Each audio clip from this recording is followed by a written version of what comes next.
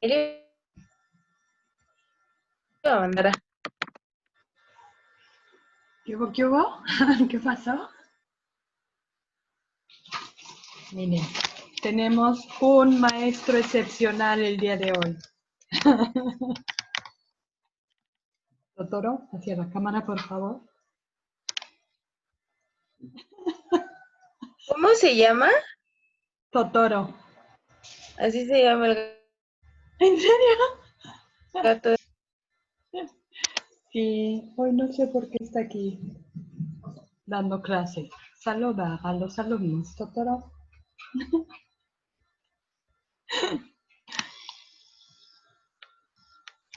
En fin.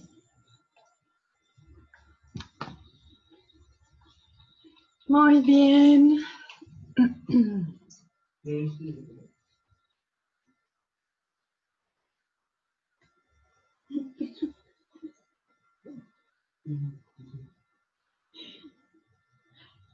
Ahí va para arriba.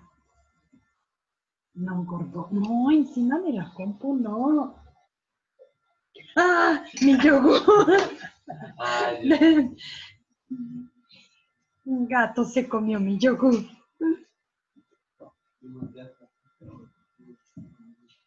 Me hicieron trampa. Uno me distrajo mientras el otro se lo tomaba. Es trabajo en equipo. Sí.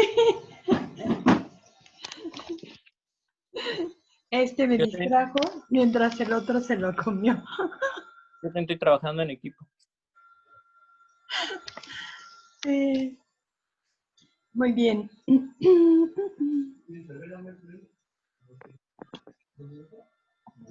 Vamos a ver dónde están sus trabajos. Isidro, comparte con nosotros la reflexión de las manifestaciones culturales, por favor.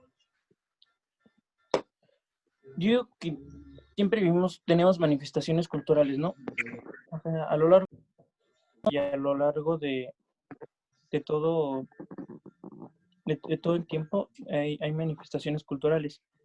Al salir a la calle vemos manifestaciones culturales, ya sean de nuestras propias tradiciones o tradiciones de otros lugares. Por ejemplo, sales al centro de Querétaro, no sé, escuchas que están los danzantes bailando. Hay una manifestación cultural. Sales a la calle y ves a una persona con una blusa bordada. Hay una manifestación cultural. Yo digo que nosotros estamos en constante acercamiento con esas manifestaciones, pero que a veces no nos damos cuenta o no le damos la importancia que debe ser. Por ejemplo, vas en el centro y ves a las muñequitas, a las señoras con las muñequitas de Amialco. ¿Y qué dices? Ah, muñequitas, ¿no? Ah, pero no nos podemos saber más allá de esas muñequitas, saber su origen, saber lo que cuesta hacerlas, porque son hechas a mano. Es una artesanía queretana, es como para darle más valor a, ¿sí me doy a entender? Sí, inclusive este fenómeno de las muñequitas se ha convertido en un fenómeno cultural porque de ser un artefacto para jugar, de ser un juguete, ahora se ha convertido en un adorno, en una, una manifestación que ha tomado otro sentido. Inclusive ahora en Amealco tenemos un museo que hace referencia no solamente a esta muñeca, sino que habla de todas las muñecas artesanales del país. Y gracias a esta posibilidad del museo, pues también pueden encontrar allí algunas donaciones de otros países de muñeca artesanal, ¿no? Muy, muy De hecho, interesante. aquí en Querétaro hay uno. ¿También Querétaro tiene un museo? No lo conozco. Bueno, no que habla de la muñeca, pero sí de todos los. De hecho, es el SEDAI, no sé si lo conocen, ¿El Santa Rosa de Viterbo? pero también es como que un centro de apoyo indígena, en Ah, donde hay eh, varias culturas indígenas que resguardan y venden todo las artesanías de ella, como bolsas, bordados, y si nos ponemos a ver, pues la muñequita de Amealco se dio a conocer porque pues empezó como que mucho de moda, porque en sí muchos no sabían ni de dónde venían, piensan que es originaria de aquí de Querétaro, cuando es originaria de Amealco. Em, pues son es gente que dice, ay, pues está bonito y de adorno, ¿no? A lo mejor la palabra, sí, bueno, la muñeca se llama Lele, pero no me acuerdo qué lengua es, pero quiere decir bebé. y ha de ser de Otomí, Ujú. pero esta fue la manera en cómo la sacaron de México, como Lele. Pero todo el mundo la conocíamos como las Marías, ¿no? Yo desde chiquita era así como la muñequita María y dentro de mis juguetes siempre había muñecas, ¿no? De este tipo. Había una a, y a mi mamá le gustaba el árbol de Navidad con esa muñequita así como de este tamaño y Como esfera. ajá, sí, en lugar de esfera le ponía estas muñequitas. Eso era ellos tenían una casa de campo. Entonces, en la casa de campo que está por Amealco, así era, el árbol era como muy artesanal. Y acá en la ciudad el árbol era como, pues muy parecido a todos los árboles de Navidad, ¿no? Con adornos, esferas y eso. Pero el de la casa de campo era así, muy, muy artesanal, con detalles de diferentes estados, pero era artesanal. Entonces es como interesante ver cómo nos adaptamos a los lugares donde estamos, ¿no? Cómo nos adaptamos y absorbemos esta cultura que si bien es de nosotros, pero a lo mejor tiene que ver con la adopción y cómo jugamos entre el sincretismo de lo que está de moda, de lo que es como, de lo que te vende cierta cultura, de lo que debería de ser el adorno del árbol navideño y por otra parte lo que te conecta con estas celebraciones. Y de Bien hecho, decían, sí, sí, adelante. bueno, como usted dice, o como dijo Hugo, a veces el arte es no lo aprecian como se debería. Ya que comenté, un huipil bordado de flor de piña cuesta 20,000 pesos. Eso se le estoy diciendo hace... ¿Más cuánto tiene que preguntamos del huipil? 5 años, 6 años. Eso costaba 20,000 pesos. Ajá. Entonces, hay personas que no lo compran, pero hay personas extranjeras que compran ese, ese trabajo porque les encanta la artesanía y la cultura mexicana. Sí, Un porque tapete, son invaluables. ajá, le dan el valor que realmente merece. Un mantel bordado a mano, si se los venden en 5,000 pesos, 6,000 pesos, lo mismo que pagan. Y para ellos se les hace muy barato el precio, Ujú. pero saben que el valor que tiene ese trabajo, esa artesanía. Como dice Hugo, el arte también es una de las partes que México casi no valora. Muchos lugares tratan de rescatar esa parte con los bailes tradicionales. Por ejemplo, un baile en Jalisco, aquí los concheros, en Veracruz el huapango, en Oaxaca los diferentes bailes que hay. Entonces, como representaciones, van como rescatando poco a poco lo que se está perdiendo. Las tradiciones como el Día de Muertos cada vez va adquiriendo más terreno que Justo Halloween. en Halloween. Más personas van recuperando sus tradiciones del Día de Muertos, de Navidad, no sé, bueno, no sé en el caso de mis compañeras, pero más personas aquí ponen lo que es el nacimiento, y toda esta cosa, el arrullo del niño y todo esto. En Reyes, la rosca, en el 16 de septiembre, el comprar los chilaquiles, ir a la plaza a festejar la independencia de tu país y toda esta parte. Entonces, hay partes que lo pierden, pero hay otras que la tratan de recuperar. Ahorita muchos jóvenes están tratando de hacer eso, recuperar las tradiciones perdidas. Porque muchas personas decían, no, es que, como comentaba Hugo, creían que vivir una tradición era algo de pobres. Usar algo típico era algo de pobres. Y ahorita muchas personas se han dado cuenta que no, al contrario, portar algo bordado o algo de la región, ese es un orgullo y ya le han dado como el sentido que realmente se merece. Hace 20 años, 25 años, nuestra nación comenzó un rescate importante hacia la ropa típica bordada. Empezó a venderse a través de Internet y a exportarse a diferentes países. Y lo menos que pagabas por una blusa de Chiapas, recuerden que en Chiapas surgió un movimiento social, ¿no? Los zapatistas, el movimiento de los zapatistas, que llamó la atención del mundo. Fue una manifestación social, cultural y política debido a la situación que estaba viviendo el estado de Chiapas. Chiapas siempre ha dicho no somos ni de aquí ni de allá, pero México nos tiene contemplados como de ellos. Entonces había una lucha por cierta independencia siempre. Chiapas siempre ha querido ser un estado independiente y en un tiempo histórico lo fue. No pertenecía a México.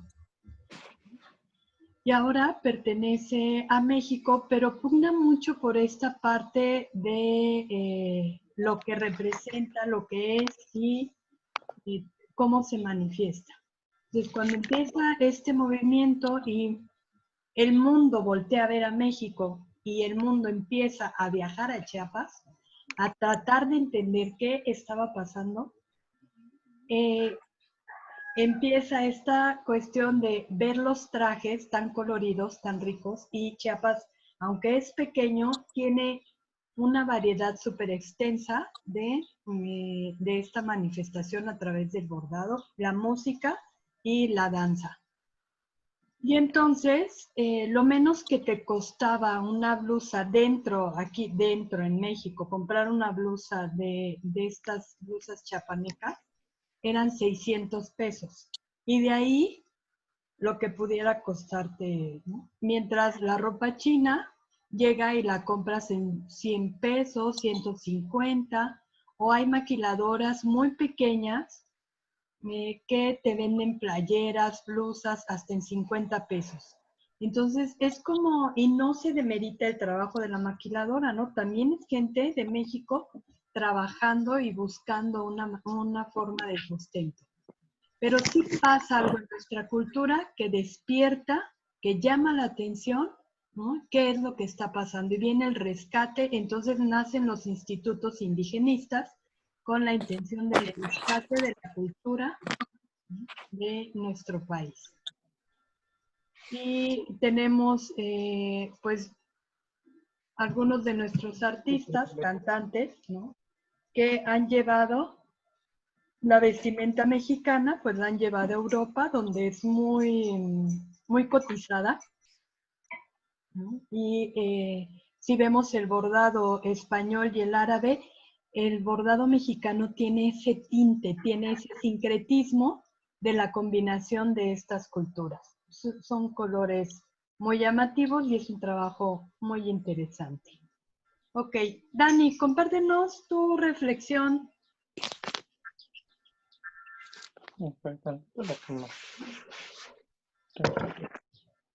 Pues de lo que yo rescato de todo esto, como una cosita frente, por ejemplo, pues un platillo puede ser de cómo hasta eso pueden identificar un país con su cultura, su riqueza, o los lugares que tiene que son tan bonitos y tan llamativos que hasta llaman la atención a los extranjeros. Es un ejemplo que yo pongo de esta San Miguel Allende, que es una que es una región de Guanajuato y las veces que yo he ido he visto más extranjeros que mexicanos ahí, porque es tan bonito y su cultura es tan bonita que es tan, ¿cómo decirlo? Es tan hermosa. Y yo he visto programas de así de mujeres que están vestidas con la vestimenta típica de su estado. Sí, ya así elaborando platillos de, no sé, es el, se me olvidó el nombre, el chile en nogada, que así como lo preparan así como las cocinas antiguas así, y ya hasta te dejan viendo el programa así todo, todo sorprendido porque es lo que te hace sentir orgullosa del país de donde estás.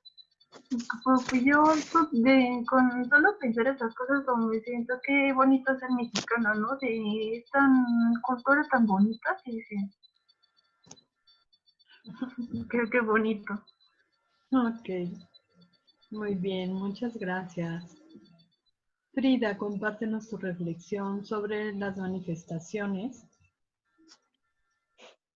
Ajá. Pues para hablar un poquito de eso, pero un poquito diferente, yo me voy hacia la tradición de las danzas y la música, ¿no? Cómo se van perdiendo también eso, eh, pues todo avanza y es bueno avanzar. De aquí pues siempre lo triste en todos los aspectos es esa parte en la que te olvidas de de las tradiciones, ¿no? De la música y de las danzas.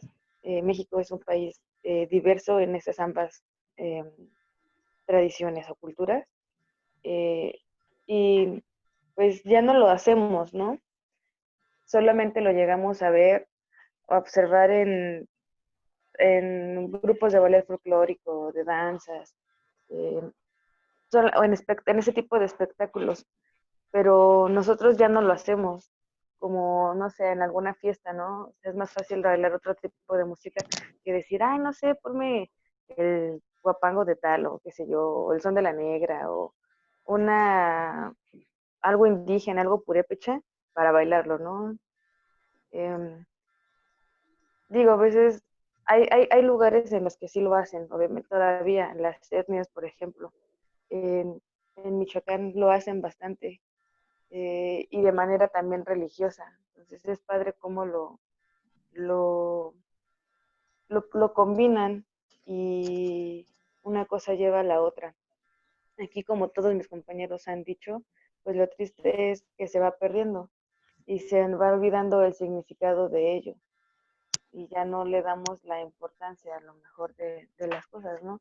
Y más sobre todo con cada tipo de música que sale ahora, de canción y de artista.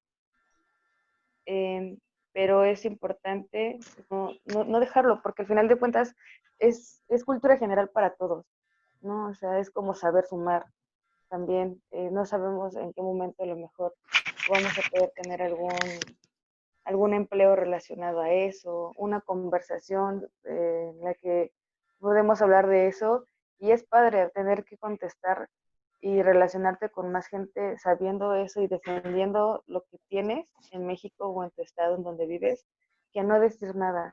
Entonces es importante que no nos olvidemos de eso porque es parte de nuestra cultura general, o sea, es algo hasta cierto punto esencial que sí nos abre puertas, que sí nos hace ser personas más apasionadas también, porque le damos ese significado de importancia y de pertenencia a donde vivimos, ¿no?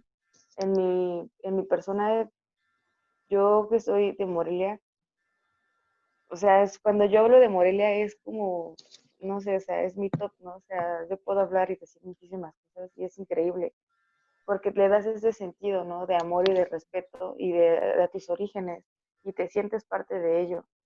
Es igual a los que son de aquí de Querétaro, ¿no? Entonces está padre que defendamos esa cuestión y que nosotros lo tengamos pues muy adentro, ¿no? Y eso también nos hace ser un poco diferentes a todas esas personas que no lo hacen. En otros países, no sé, hay lugares que sí todavía como que tienen muy arraigado eso, ¿no? Entonces no hay que ser como, no hay que alejarnos de lo tradicional porque también es padre, es importante y sí, sí nos ayuda, ¿no? Es como que reconocerlo siempre.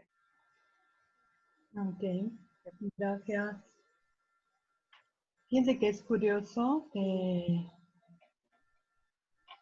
esta parte que dice Frida de cómo nos manifestamos. Si es como, lo vemos como normal ir a la calle y si vemos un baile tradicional, pero es una escuela, es toda una representación formal, ¿no? Además con permiso de gobernación y todo lo que tiene que ver. Y en Granada, tú vas en la calle, en Granada, España, tú vas en la calle y la gente, o sea, así, se para y empieza a bailar, ¿no? A bailar, ¿cómo se llama? Flamenco. A bailar flamenco y el canto el flamenco, el canto hondo que tienen ellos, ¿no? Entonces la gente se para y alguien empieza a bailar y entonces la gente empieza a aplaudir, a llevar el ritmo, ¿no? Ellos usan mucho la castañuela y las manos y están bailando y entonces entra uno y entra otro. Es como muy normal hacerlo y es una manera de conservar esta forma de manifestación. Gracias, Frida. Vamos con Cristian, por favor. Comparte su reflexión. Sí, bueno, ya después de ver los videos que hicieron, creo que la cultura aquí en México es muy rica. Ya le había comentado de que era de los temas que más me gusta tratar, pero sí, ya en los videos hay unos conceptos que a mí me llamaron mucho la atención y me preocupaban. Por ejemplo, uno de ellos fue el de los idiomas, que si no mal recuerdo decía que 13.000 de las 6.000 lenguas que tenemos aquí están ya en peligro de extinción. Entonces fue algo preocupante para mí, ya que el idioma, como lo habían mencionado en el video, es como reside la comunión consigo mismo, algo así había dicho en el video. Y fue algo que me llamó mucha atención. Entonces, ese fue un tema que investigué de más ahorita en el tiempo. También menciona sobre las diversas tipos de manifestaciones y técnicamente hoy en día hemos perdido muchas de esas costumbres que teníamos antes, pero son muy bonitas. La verdad, rescatarles es un tema que sí valdría mucho la pena y del que yo quisiera participar, porque nuestra forma de pensar se expresa en ella y son muchas las características que tenemos en culturas diferentes, pero mm, pero sí me gustaría, como le digo, participar en ellas. También estuve viendo muchas veces, bueno, no muchas, muchos videos muy diferentes y entonces creo que cabe la conclusión de decir que tenemos que rescatarlas. Me llama mucho la cultura aquí de México. Yo sé que hay más países con diversas culturas, pero mi conclusión fue de que somos el país con más cultura que otros. Y lo que más nos caracteriza son por ejemplo, la música, las vestimentas, los bailes, las creencias. Bueno, son muchas las características que nos diferencian de culturas a culturas. Entonces, la manifestación cultural para mí ahorita fue un tema muy, muy, muy importante en su clase, bueno, de lo que llevamos de sus clases. Y pues nada, eso es lo que yo llevo por entendido y ya. Ok, muchas gracias. Y, ok, esta cuestión de la variedad de las manifestaciones, ¿no? Y pues está en ustedes, ¿no? Cómo lo van transmitiendo a los que vienen detrás de ustedes. Cómo lo van a conservar, ¿no? Para poderlo transmitir, pero con ese como mismo amor, ¿no? Con ese sabor, aunque parezca comercial, con ese sabor a México, ¿vale? Natalia, comparte tu reflexión, por favor.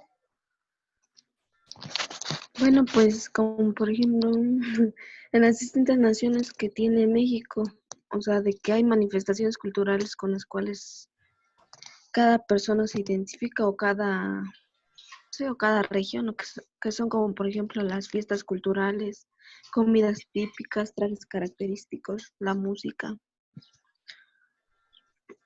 O sea, hay un sentido especial para cada región, como los colores, ya usted comentaba, o sea, o sea, muy llamativos, fuertes, y que forman parte de la ropa tradicional, o sea, mexicana.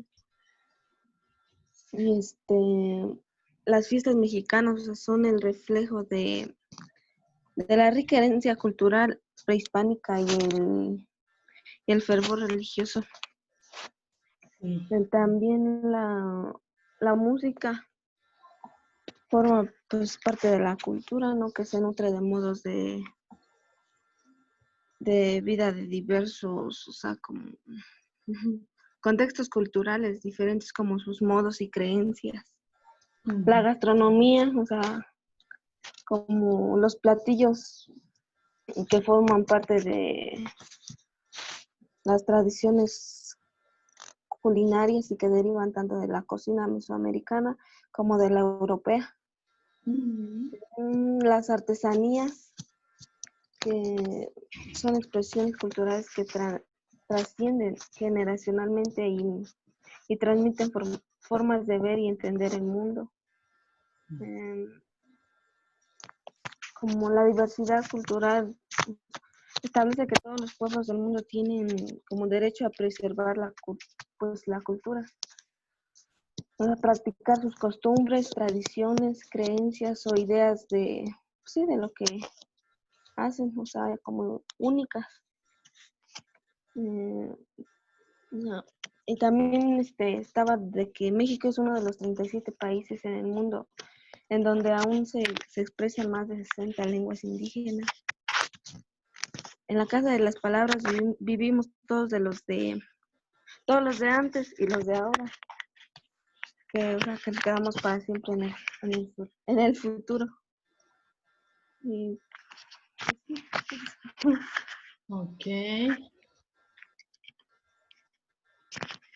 Muy bien. Muy bien.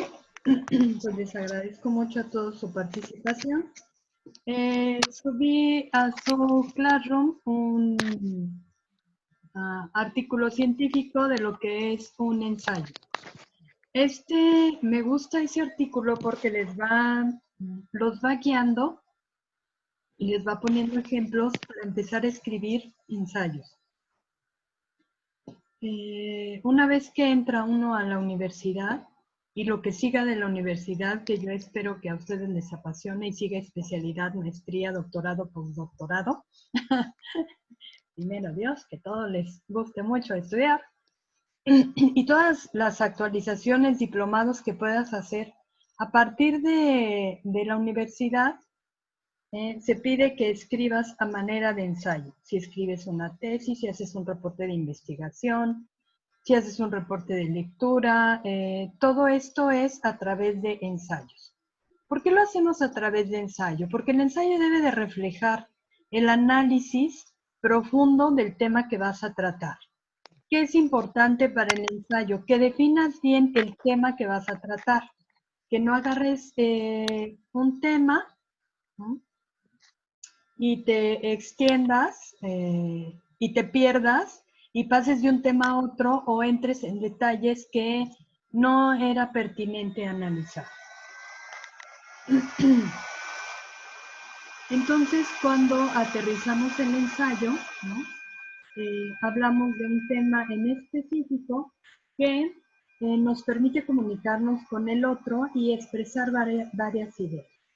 Una de las características principales del ensayo es que tú dialogas con investigadores o teóricos que ya escribieron sobre tu tema. ¿Con cuántos teóricos tienes que investigar para que cumpla como ensayo? 5. 5 autores, 5 teóricos, ¿no? Es decir, yo voy a hablar de los derechos humanos en México. Bueno, pues tengo que ir a ver las investigaciones más recientes, tengo que estudiar los libros, tengo que estudiar la Carta Magna de Derechos Humanos, firmada en Ginebra, ¿no? Tengo que ver todo esto que hay al respecto del tema. Y de ahí tengo que definir cuál es el punto que voy a abordar. Porque pues hablar de derechos humanos es muy amplio, pero ¿qué punto voy a abordar de derechos humanos? Y veo todas estas investigaciones y estos escritos que se han hecho. Entonces, empiezo a redactar de manera impersonal. No empiezo a decir, pues yo busqué en el libro de... No, no es yo busqué. Es analizando los escritos y pones el nombre del autor, los escritos de quién, pues no sé, de Alexia, y entonces Alexia como apellido, y entonces Alexia en 1971 recalca la importancia de los derechos humanos, la persona, la axiología y todo lo que nos quieras platicar o todo lo que representa a este autor en tu idea, ¿sale? Entonces es idea y es el autor. Después tomas otro autor que puede o no estar de acuerdo con Alexia. Y nos dices, en comparación, tú usas como conector en comparación con González 2017, que plantea que la axiología es a partir de, es un estudio que nos presenta los derechos humanos como tal, ¿no? Y describen la idea de. Ahí ya tienen la opinión de 2. Tú en ese momento, tú eres el sexto autor, tú eres el sexto teórico, tú eres el que está hablando del trabajo. Entonces, puedes entrar ahí a partir de 2 o 3 opiniones, puede entrar tu opinión. ¿Y cómo la conectas? Por lo tanto, en conclusión, se puede definir, pero no es yo concluyo, yo creo, yo pienso, no. En conclusión, podemos definir, se puede determinar. Entonces, nunca hablas de manera personal en el ensayo. Siempre eres como el observador. ¿Por qué escribimos así los ensayos? Porque cuando el cerebro, cuando el ser humano se sale de ser el protagonista de la escritura, tiene una visión más amplia de lo que están planteando los demás autores. Entonces eres más objetivo. Sí vas a defender tu punto de vista, pero vas a sustentarlo de manera científica y teórica. Eso es un ensayo. En derecho, lo más común es que a partir de lo que se publica, lo que se escribe, es a través de ensayos. No así en administración de negocios gastronómicos. Se escribe de otra, es una forma como más ligera, no es tan legal, no tiene que ver con la legalidad, no tiene que ver con las leyes, pero sí cumple con cierta normatividad. Entonces, también es a través de ensayo, también se estructura, aunque el lenguaje es como más ligero. El lenguaje en derecho tiene que ser pegadito, pegadito a la ley, pegadito a la normatividad, pegadito a los reglamentos, a los códigos, ¿sale? Esta es como ayudarlos a entender que es un ensayo. Aquí en la materia no tiene que ser pegadito a la ley, es con el material que estamos trabajando. Pero sí busca, por favor, para tus ensayos, busca 5 autores. Jamás se te ocurra en un ensayo, a partir de hoy, jamás, por favor, se te ocurra marcar el párrafo del autor y pegarlo. Y no mencionar el nombre del autor. O sea, si tú haces eso, por favor, créemelo, es un delito federal. Estás robando propiedad intelectual. Y a lo mejor dices, ay, nadie se da cuenta. Y hay quien ha dicho, nadie se da cuenta. Y hay quien ha tenido que pagar multas enormes por haber plagiado un párrafo de algún autor. No te expongas, no lo hagas. Mejor pon a trabajar a tu cerebro, que bien, lo hace muy bien, aquí lo has demostrado, que tienes capacidad de reflexión, de cohesión y de congruencia lógica para expresar las ideas. Todo eso necesita el ensayo. Todo lo que ya has hecho hablando, solamente ahora hay que traducirlo a un idioma oral formal. Pero tú tienes esa capacidad. Tú lees al autor, parafraseas la idea, pones su apellido y el año en el que este autor manifestó su idea en un escrito, en una investigación, en un libro. Y al final vienen todas las referencias bibliográficas o referencias electrónicas que utilizaste, todas. Honor a quien honor merece. Todo lo que tú usaste de los autores tienes que manifestarlo y tienes que respetar la autoría de todos. Y a la medida que también respetas tu autoría, ¿no? O sea, en esta parte donde dices, por lo tanto, en conclusión, en resumen, se puede determinar, se puede pensar, se sospecha que, y empiezas a escribir a partir de eso, ya sabemos que esa es tu autoría. Ese eres tú el que escribió. Y nadie puede agarrar y copiar tu texto y pegarlo como suyo. Porque aunque tú no tengas un registro de autor, no cuentes con un número de registro de autor, tú sabes y todos sabemos que esa es tu autoría. ¿Vale? Entonces, por favor, no lo hagan, no copien y peguen textos, porque además tenemos N cantidad de softwares que nos pueden ayudar a detectar el plagio. Entre ellos, el más común es Plagiarium. Entonces, ustedes mandan el trabajo, yo pongo a trabajar el Plagiarium y me dice 80% de plagio. Y yo, ups, 80%, ni siquiera 10%. La mayoría de los trabajos de los universitarios presentan de un 60 a un 80% de plagio. Si te estamos formando como universitario, no te puedo decir que el plagio es algo bueno. El plagio es un delito federal. Por favor, no lo hagan. No se acostumbren a robar el intelecto de los demás.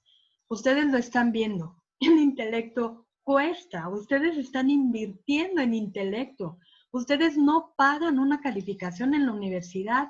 Ustedes pagan desarrollo intelectual. ¿Sale?